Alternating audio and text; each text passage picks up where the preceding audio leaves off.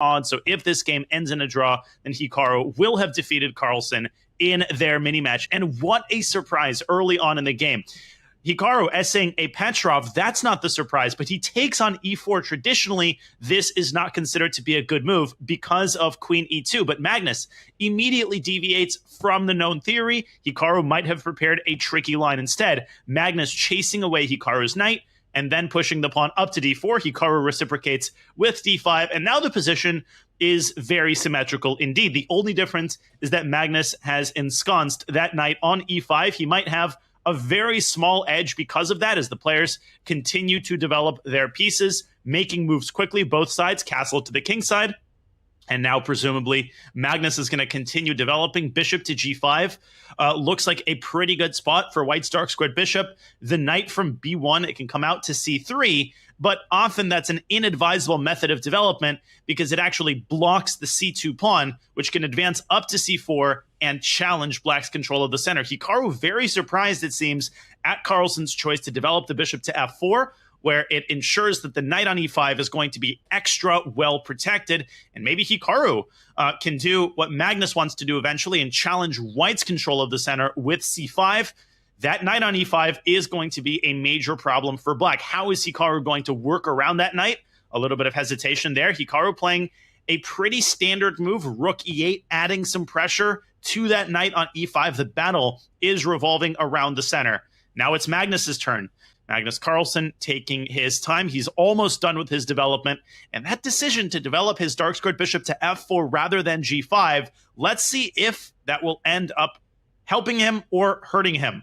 Carlsen fidgeting with the only pawn that he has captured thus far and copying Hikaru Nakamura. He brings his own rook, his own tower to the open file, and there it is. There is that c5 move. Hikaru adopting a very principled way of fighting White's control over the center, challenging the d4 pawn, and trying to undermine the support of the e5 knight. And there it is. He's finally made a move, and it is, in fact, knight c3, the spiciest of the candidate moves that we had outlined. He simply leaves the d4 pawn. He says, Hikaru, I don't care. You can take it. My knight is heading to b5. And after c takes d4, the knight will almost certainly jump to b5, hitting Black's bishop on d6. Is he going to take the plunge and grab Carlsen's pawn on d4, allow the knight from c3 to jump to b5, or is he going to go for a tamer option, maybe knight c6, maybe even a move like a6 in order to contain the mobility of the knight on c3? But of course, Hikaru hasn't completed his development either, and so he buys himself a tempo. He chooses the relatively quiet move c4, keeping the pawn structure intact in the center, and Magnus actually drops his bishop to e2. I was expecting bishop f1, and there we go. Both sides have now completed their development. Hikaru develops his knight to c6, and now the light-squared bishop slides up to e6, adding an important defender to the d5 pawn. So the most tempting move for White here is bishop to g5, trying to eliminate the f6 knight and ultimately get to the d5 pawn. I don't think it would be a good idea for White to trade on c6. While that would ruin Black's pawn structure on the surface, the b7 pawn would slide up to c6, and the d5 pawn would be very safely protected. White's light-squared bishop would not look good at all. Bishop back to e7. What an interesting move by Nakamura. The bishop retreats, adding another defender to the d5 pawn. Now Black's queen is participating in the defensive task. I think Hikaru is trying to take the sting out of a potential bishop sally to g5. Magnus might have to find another area of the board to play on. The d5 pawn is now protected by 3 separate pieces. How is Magnus going to prosecute his initiative? And b3 is his choice. He's going at it from the other side. Rather than attacking the base of the pawn chain, he's going after the tip of the pawn chain, engineering a trade of pawns on the queen side. How is he going to recapture? Well, our mamas taught us that the best way is to recapture toward the center. A takes b3 would open up that rook on a1. It would allow White to exert a little bit of pressure on the a7 pawn. Obviously, Hikaru's position is ultra solid at the time, but Magnus has that space advantage. He still has his knight nicely sitting on e5. And if Hikaru is the one to take on e5, Magnus might be able to recapture with a pawn. and then the d5 pawn is likely to fall. And so Hikaru is working around that knight instead. Bishop to b4 is an excellent move. There it is, knight to d3, not a happy camper, as Carlsen is forced to voluntarily drop his knight back from e5 and chase that bishop away from b4. Now notice, knight takes d4 is not possible here because the bishop on b4 will hang, and the bishop on f3 is protected by the g2 pawn. And he takes on c3. Why did he do that? Look at how Hikaru is handling this middle game. He is just trying to get as many pieces off the board as possible. And his follow-up move, bishop to g4, forces the light squared bishops off the board. Magnus will now have no choice but to acquiesce to the trade of bishops. First, he grabs the rook. Lots more pieces are coming off the board. A pair of rooks, now the bishops, and now white no longer has the bishop pair. And Hikaru has that e4 square that he could try to sink his teeth into when the knight moves back from g4 to f6. But the downside of Hikaru's campaign to trade all of the pieces is that he's given away control of the e-file. The e-file is the most important avenue in this board, and now white has firm control of that file. Magnus kind of raising his eyebrows, almost indicating that he just doesn't see anything that appeals to him, but he has to find a way to keep the games going. Finally, Carlsen deciding on h3, chasing the knight away, and knight to b4. What an interesting decision by Carlsen, and Hikaru was either very happy to see that or very surprised to see that. Magnus offering a trade of knights, and maybe Hikaru is surprised that Carlsen is voluntarily trading off the horses. But clearly, there's a lot more to this move than might meet the eye. So knight takes b4 would lead to a trade of knights, and white's queen would jump into b4. Black could then take the pawn on c2, but white would reciprocate by capturing on b7. Hikaru could also stick his knight on e4, and now it's Hikaru's turn to calculate the variations. So the options are knight e4, which is likely, and it's been played. Knight to e4 is on the board, and indeed, knight takes c6. And look at Hikaru. He takes not white's queen, but instead white's knight, and another pair of minor pieces has now come off the board. We have a bishop versus knight imbalance. Hikaru has entrenched a knight on e4, but that's not an outpost. White could chase that knight away in the future with the move f3. He can bring it up to a5, and he does. Queen to a5, attacking the pawn on a7, keeping black's rook at bay. And there's a sense in which Hikaru is under a little bit of pressure here. He's got a lot of weaknesses on the queen side. His pawn on d5 is no longer isolated, but instead its neighbor on c6. That's a long-term weakness. The pawn on a7 is isolated, and it's being pressured by white's queen. That's a long-term weakness. White's bishop on f4 has access to a lot of good dark squares. On black side of the board, the e5 square could be used as a base of operations. Hikaru has to tread carefully here as he pushes h5, grabbing space on the king side and making a space for his king on h7. Now, he will not have to deal with the weakness of his back rank. And there we go. Magnus chases the knight back to f6. Now the knight on f6 is completely restricted by the pawn on f3 and its neighbor on h3. Magnus will have to make a decision momentarily. Time continues to tick down.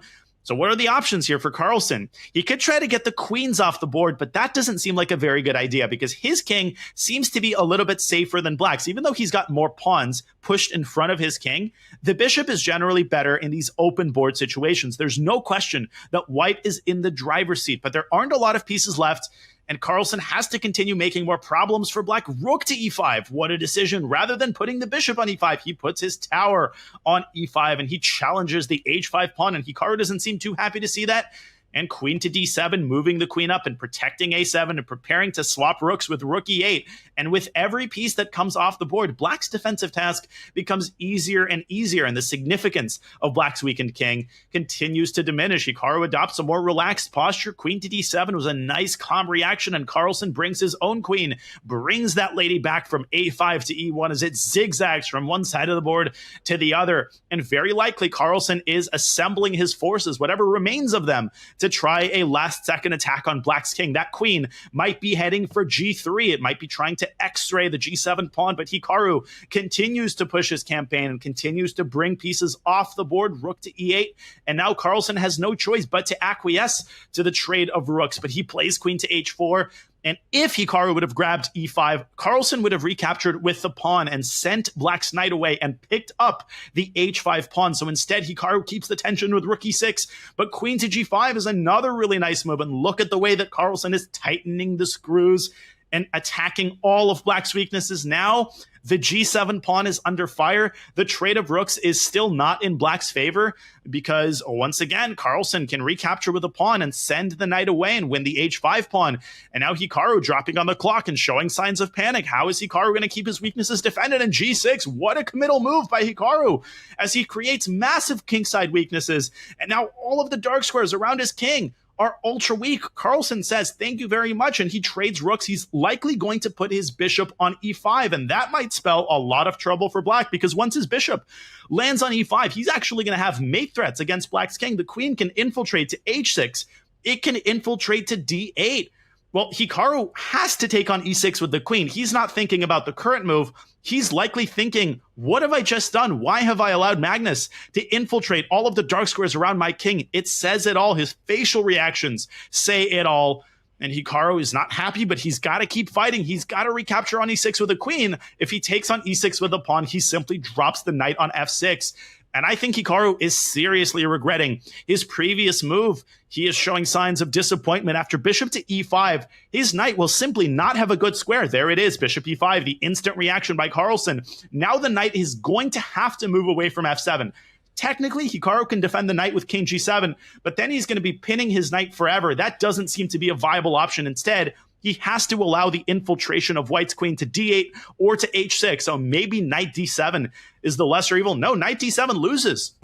That knight has to go all the way back to e8, but now the queen infiltrates to h6, and Carlsen has fully infiltrated. Queen h8 and queen h7. The king is getting harassed, and there goes the a7 pawn. Finally, it's time for Magnus Carlsen to collect his harvest. He is now a pawn to the good. And most importantly, most worryingly for Black, it's not just the pawn on a7 which disappears. The attack continues. Black's position is riddled with holes, but Hikaru continues to fight. He brings that knight back to f6. Eventually, he will try to move back to d7 and get that irksome bishop off of e5. Hikaru moves his king to e8, all hands on deck for Hikaru Nakamura. But now the queen can continue to zigzag from the queen side to the king side. The c6 pawn is weak. The g6 pawn is weak. Can Hikaru keep everything contained as Magnus Carlsen very patiently? This is the typical Magnus move. The king moves up to h2 and gets away from the line of fire of Black's queen. Now, if White's bishop ever moves away from e5, there will not be a check on e1. Hikaru Nakamura will have zero counterplay against White's queen, and Hikaru continues to shake his head. This game is spiraling out of control. He is now a pawn down. His position is full of weaknesses, and his clock time is dwindling down to 0. Hikaru has no moves here. He can move the knight back. Instead, he angrily pushes his pawn to h4, trying to create maybe the preconditions for some sort of counterplay against White's king, maybe getting that h5 square for his knight. And Carlsen has to continue the pressure, right? He still hasn't won the game. Maybe he can push c4 and try to create a passer on the queen side. Maybe he can push b4 and toss the ball back into Black's court. I don't see a forced win here. He can throw in that check on b8. He can play queen b8 check, but instead bishop to d6, continuing to infiltrate down the dark squares. Hikaru offers a trade of queens.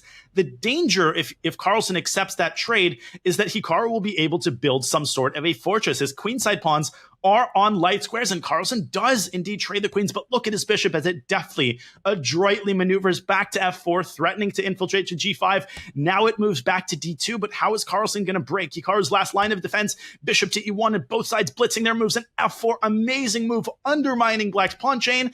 Now Carlsen has a passed pawn on h3, that's an outside passer, and he brings his king back to g1 as it zigzags up to f2. If Carlsen can get to Hikaru's pawn on f4, then the game will be over. That will be 2 extra pawns. Hikaru with just a couple of seconds on his clock as he instantly moves his knight back up to e6, but he's not going to be able to keep everything protected. He's given up the pawn on f4, and he has extended his hand in resignation.